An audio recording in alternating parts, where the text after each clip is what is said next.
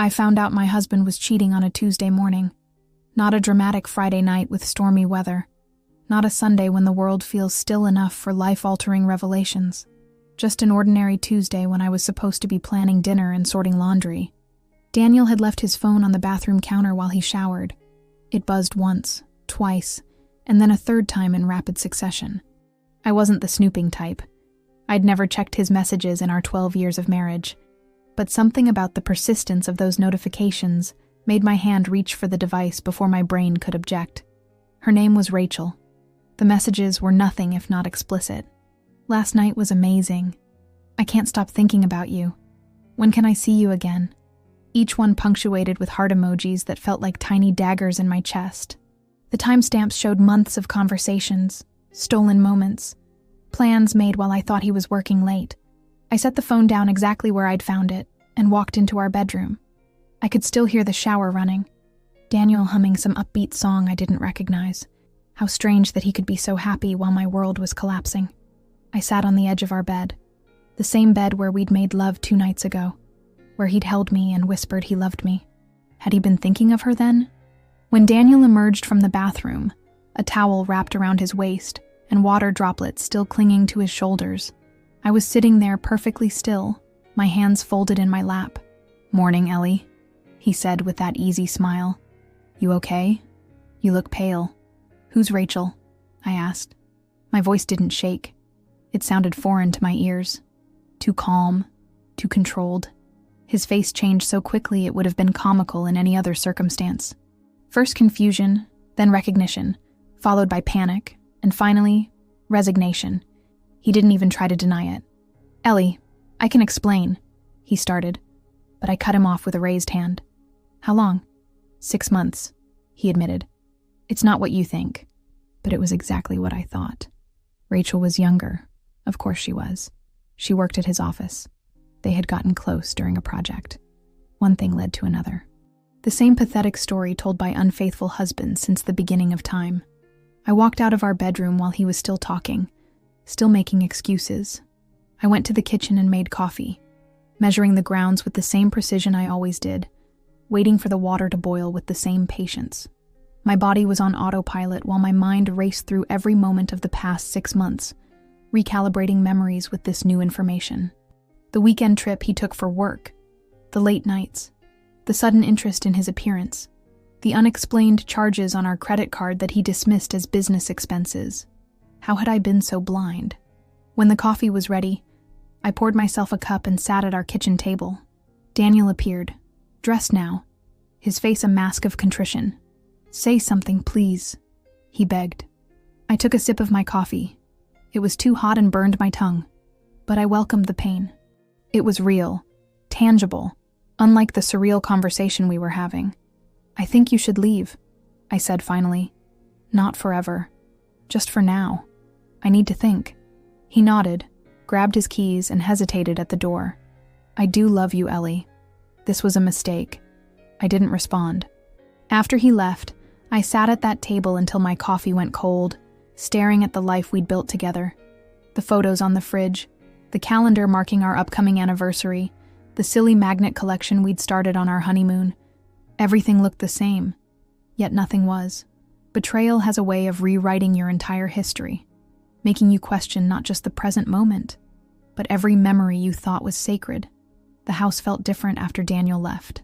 Bigger, emptier, like someone had pushed the walls out a few inches in every direction.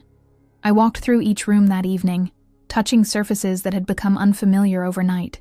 The banister he used to slide his hand along, the couch where we'd curl up for movie nights, the kitchen island where he'd sit drinking coffee while I cooked. My sister Kate called that night. She'd always had a sixth sense about these things.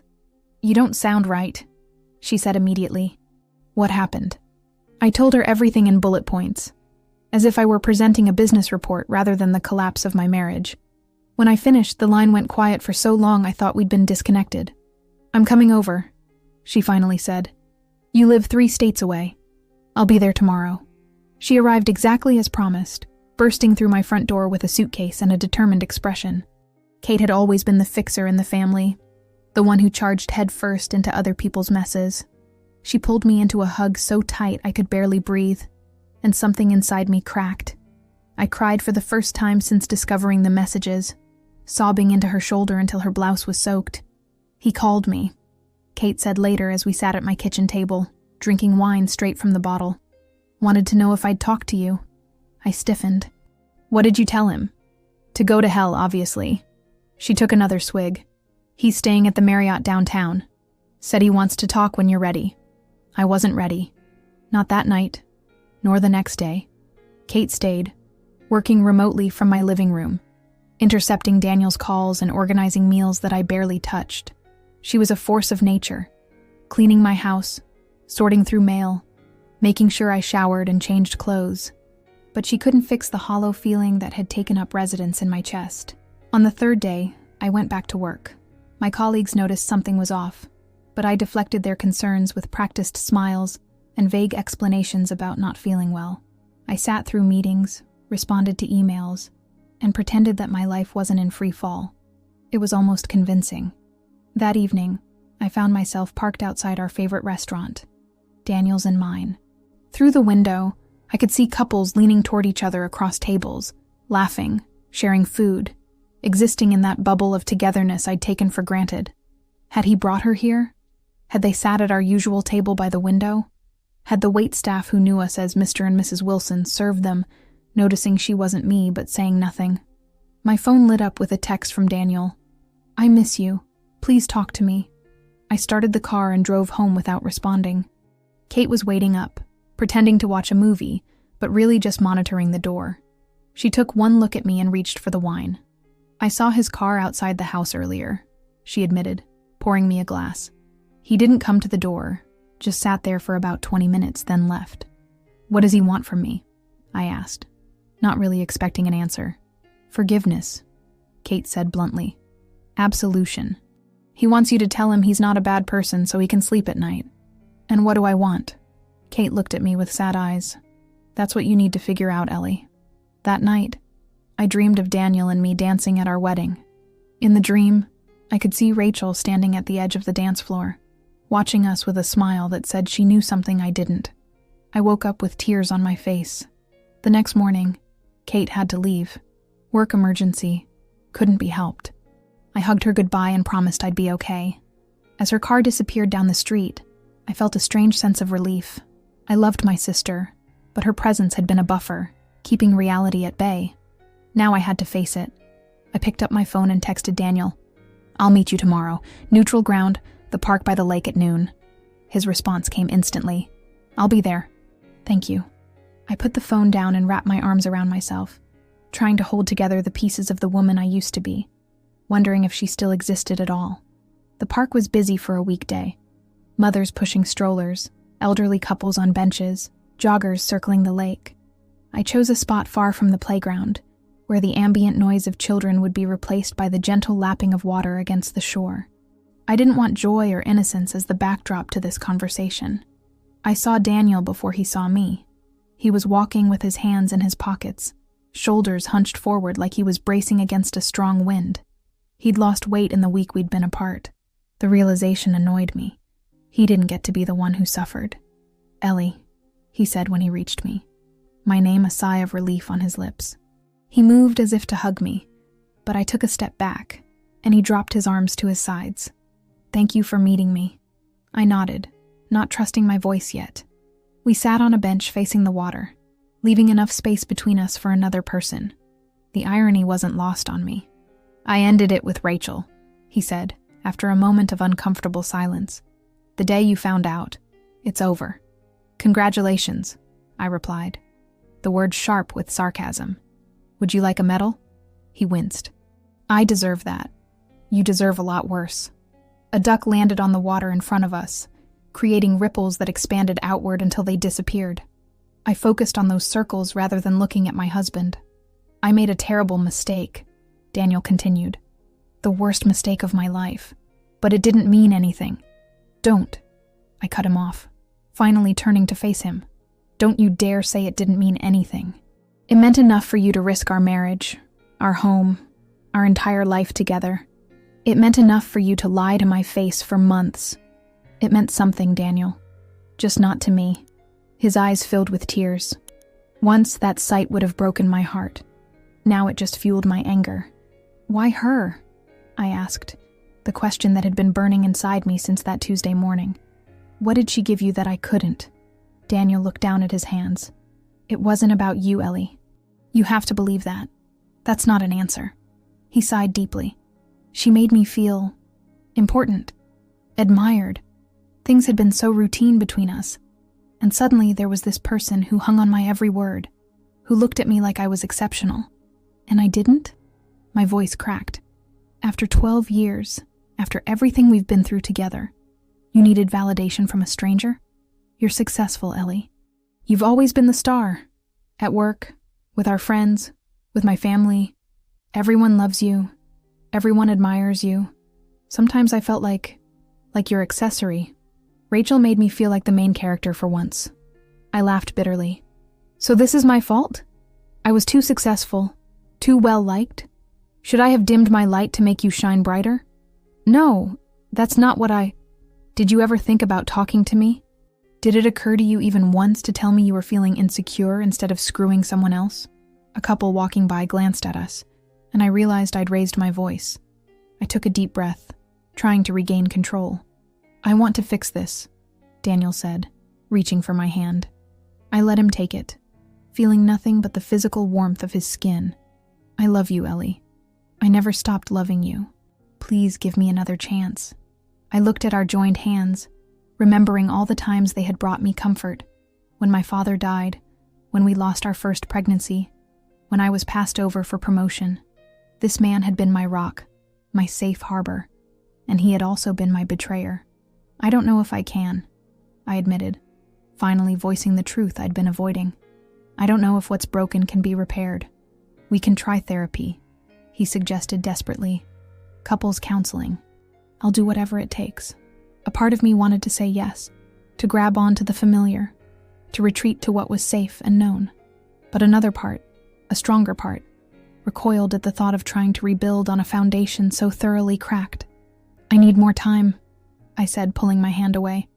This isn't a decision I can make today. Daniel nodded, relief and anxiety warring on his face. I understand. I'll wait. However long it takes. As we stood to leave, he hesitated, then asked, Can I come home? The question hung between us, heavy with implication. Home. The space we had created together, filled with our shared history. But it wasn't the same place anymore. It had been transformed by his betrayal, just as I had. Not yet, I answered. Maybe not ever. I don't know. I walked away first, feeling his eyes on my back. The sun was warm on my skin, but inside I felt cold and uncertain. The path ahead was unclear, obscured by the fog of heartbreak and indecision. But for the first time since that Tuesday morning, I felt something like strength stirring within me, a quiet determination to find my way, with or without him. 2 weeks turned into a month. Daniel stayed at the Marriott, calling daily at first, then every other day, finally settling into a rhythm of weekly check-ins that felt more like obligation than desire. I kept our conversations brief, clinical. Yes, I was eating. Yes, I was sleeping. No, I hadn't made a decision yet. The truth was, I wasn't trying to punish him with my indecision. I genuinely didn't know what I wanted. Some mornings I woke up reaching for him, momentarily forgetting that his side of the bed was empty. Other days, the absence of his coffee mug in the sink, his shoes by the door, his terrible singing in the shower, felt like freedom. One Saturday, I decided to reclaim our bedroom. I stripped the bed of sheets that still held traces of his cologne, repainted the walls a soft blue instead of the beige we'd compromised on years ago, and rearranged the furniture. Physical labor helped quiet my mind. Sweat dampened my hair and dripped down my back as I pushed the heavy dresser across the room single-handedly, refusing to ask for help. By evening, the space was transformed, still recognizable but undeniably different. Like me. My friend Tasha visited the next day, raising an eyebrow at the changes. Nesting or exercising? She asked, leaning against the doorframe of the bedroom. Both, maybe, I replied, smoothing the new comforter I'd bought, a luxurious emerald green that Daniel would have hated. I needed the room to feel like mine, not ours. Tasha nodded, understanding in her eyes. She'd been through her own divorce 3 years earlier, had warned me about the phases I'd experience: denial, anger, bargaining, depression, acceptance, as if grief for a living relationship followed the same path as grief for the dead. "Have you talked to a lawyer yet?" she asked, as we settled on the couch with glasses of red wine. I shook my head. "Feels too final." "It doesn't have to be. Knowledge is power, Ellie. Knowing your options doesn't commit you to anything." She was right, of course. I'd been avoiding practical considerations, functioning in a limbo of emotion rather than logic. The next day, I made an appointment with Patricia Winters, the attorney who had handled Tasha's divorce. Patricia's office was warm, decorated in rich burgundies and browns, more like a living room than a place of legal business. She listened intently as I stumbled through my story, occasionally making notes, but mostly just nodding. "What do you want, Eleanor?" she asked when I finished. "Not what you think you should want, or what would be easiest. What do you actually want for your future?" The question caught me off guard. For weeks, I'd been focused on understanding the past, analyzing every moment of my marriage for signs I'd missed, every interaction with Daniel for clues to his dissatisfaction. I hadn't allowed myself to look forward. I paused, searching for the truth. I want to stop feeling like a victim. I want to trust someone again someday. I want to rebuild the parts of myself I lost while trying to be the perfect wife. Patricia smiled. "Those are excellent goals, and none of them necessarily require ending your marriage. But none of them necessarily require saving it either," I realized aloud. "Exactly." She leaned back in her chair. "I'm going to give you some paperwork, information about your legal rights, the divorce process, division of assets. Take it home, read it when you're ready. And I want you to do something else for me." "What's that?" "Make a list of non-negotiables.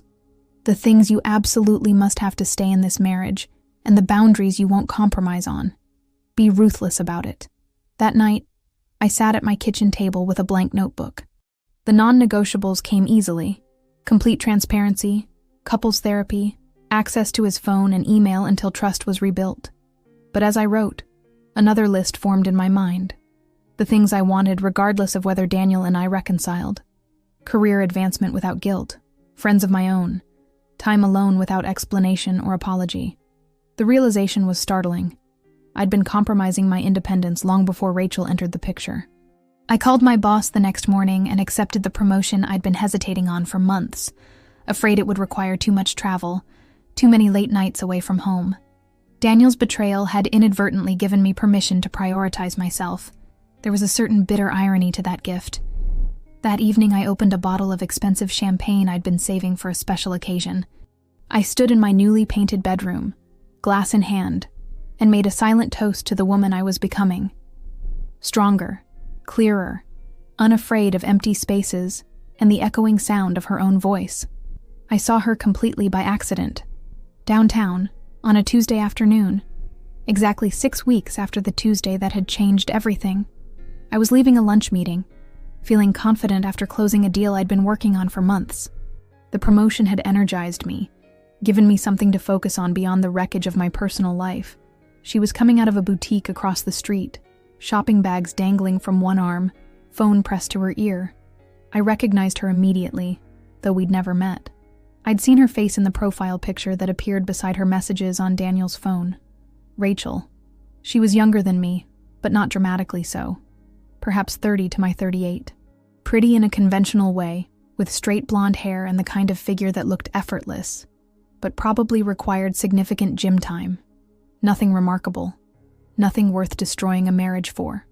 I stood frozen on the sidewalk, watching her laugh at something the person on the phone had said. A taxi nearly hit me, honking angrily as it swerved. The sound caught her attention, and for a brief moment, our eyes met across the street. There was no recognition in her gaze. Why would there be? She'd never seen me, but I felt a jolt of something primal, a surge of anger so intense it left me breathless. Before I could think better of it, I was crossing the street, weaving between cars that screeched to a halt, drivers shouting obscenities. Rachel was still standing there, now watching me approach with confusion creasing her brow. "Can I help you?" she asked as I reached her. her voice exactly as I'd imagined it. Light, slightly breathy. "I'm Ellie Wilson," I said, the words coming out calm despite the storm inside me. "Daniel's wife." The color drained from her face. She lowered her phone slowly, ending the call without saying goodbye. Oh, I echoed. "That's all you have to say?" She glanced around, clearly uncomfortable with having this conversation on a busy sidewalk. I never meant to what? Sleep with a married man? Break up a 12-year marriage? A few passersby slowed down, sensing drama. Rachel noticed and took a step back. "Look, this isn't the place. And anyway, it's over between Daniel and me. Has been for weeks. That makes it all better then." She had the decency to look ashamed. "No, it doesn't. I know that. I'm sorry." Her apology deflated me somehow. I'd been carrying this rage, this image of a heartless homewrecker, and here she was, just a woman, flawed and human, looking at me with genuine regret in her eyes. "Did he tell you he was unhappy?" I asked, my voice softer now. "With me? With our marriage?" Rachel hesitated, then nodded. "He said you were distant, focused on your career, that you didn't need him anymore." I laughed, a short, bitter sound. "And you believed him?" "I wanted to," she admitted. It made what we were doing seem less wrong. We stood there in uncomfortable silence, two women connected by a man who had betrayed us both in different ways. I studied her face, looking for some special quality that had drawn Daniel to her, some magic I lacked. All I saw was youth and insecurity masked as confidence, a mirror of my younger self. "He's trying to get you back," she said finally. "He told me that's why he ended things. He wants to save his marriage. And you're telling me this because—" She shrugged, adjusting her shopping bags. "I don't know. Maybe I think you deserve the truth. Maybe I'm trying to absolve myself. Does it matter?" It didn't. Not really. I nodded once, then turned to leave. "Ellie," she called after me. I paused but didn't turn around. "For what it's worth, he really does love you. He talked about you all the time, even when we were together." I closed my eyes, absorbing the blow. "That's worth nothing at all." I walked away, my legs steadier than I expected. I made it 3 blocks before ducking into an alley between buildings, leaning against the brick wall, and finally allowing myself to cry. Not delicate tears, but ugly, heaving sobs that bent me double. I cried for the marriage I thought I had, for the husband who had discussed me with his lover, for the woman I'd been and would never be again. When the tears subsided, I straightened up, wiped my face, and took a deep breath. The encounter had crystallized something for me. All this time I'd been waiting, for clarity, for certainty, for a sign pointing to the right decision. But life rarely offered such gifts. Sometimes you just had to choose a direction and move forward, even without knowing exactly where the path would lead. I pulled out my phone and texted Daniel, "We need to talk. Come to the house tonight at 8. His response was immediate. "I'll be there." I put the phone away and stepped back into the sunlight, my reflection in a storefront window catching my eye. I looked different somehow. Older, perhaps, but stronger too. The woman staring back at me wasn't the same one who had found those messages 6 weeks ago. She was someone new, someone I was just beginning to know. I spent the hours before Daniel arrived in a state of strange calm. I cleaned the house methodically, not because it needed it or because I wanted to impress him, but because the routine of it steadied my nerves. I showered, dressed in jeans and a sweater I'd bought recently. Nothing special, nothing meant to provoke either desire or pity, and waited. He arrived exactly at 8, punctuality always having been one of his virtues. I watched through the window as he sat in his car for a few minutes before approaching the door, as if gathering courage. He'd brought flowers, lilies, my favorite. The gesture struck me as both sweet and inadequate, like using a Band-Aid to treat a gunshot wound. I opened the door before he could knock or use his key. We stood there, separated by the threshold of the home we'd once shared, studying each other like strangers meeting after a long absence. "Come in," I said finally, stepping aside. He entered cautiously, glancing around at the changes I'd made. His eyes lingered on the new paintings in the hallway, the rearranged furniture in the living room. the absence of our wedding photo from the mantel. "You've been busy," he commented, handing me the lilies. I accepted them with a nod. "I have. I put the flowers on the kitchen counter without bothering to find a vase. They could wait. This conversation couldn't." We sat in the living room, me on the couch, him in the armchair across from it.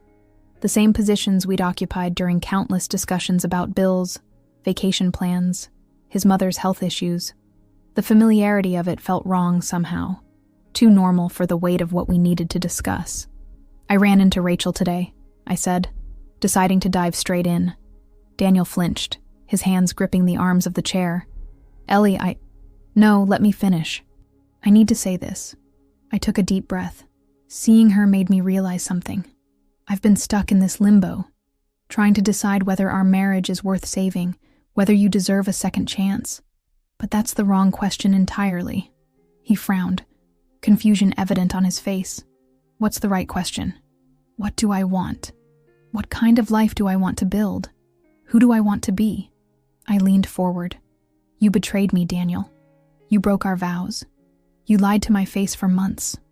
Those are facts that won't change, no matter what happens next." "I know," he said quietly, "and I'll spend the rest of my life making it up to you, if you'll let me. That's just it. I don't want a husband who's making amends forever. I don't want to be the wronged wife who magnanimously forgives. I don't want either of us to live in the shadow of what you did." Outside, rain had started to fall, pattering against the windows in an irregular rhythm. The sound filled the silence that stretched between us. "Are you saying it's over?" Daniel asked finally, his voice barely audible over the rain. I considered the question, feeling the weight of my answer before I gave it. "I'm saying I don't know yet, but I know I need more time and space. I miss you," he said simply. "I miss our life." "Which parts?" I asked. "The parts where you were secretly texting another woman? Or the parts where I was so wrapped up in being the perfect wife that I missed all the signs you were pulling away?" He had no answer for that. "I've been seeing a therapist," I continued when it became clear he wasn't going to speak. "She's helping me understand that what happened between us wasn't just about you and Rachel. It was about patterns we both fell into, expectations neither of us communicated clearly. Does that mean you think we can fix this?" Hope crept into his voice. "I think we both need to fix ourselves first," I replied carefully. "I've taken that promotion at work." His eyebrows rose. "The one that requires travel?" "Yes. I start next month. I'll be gone for 2 weeks at a time, sometimes more." "I see." He looked down at his hands. "And where does that leave us?" I stood up and walked to the window, watching the rain create rivulets on the glass. "I'm not filing for divorce, not yet. But I'm not ready to try again either. I think we need a formal separation. 6 months, maybe a year.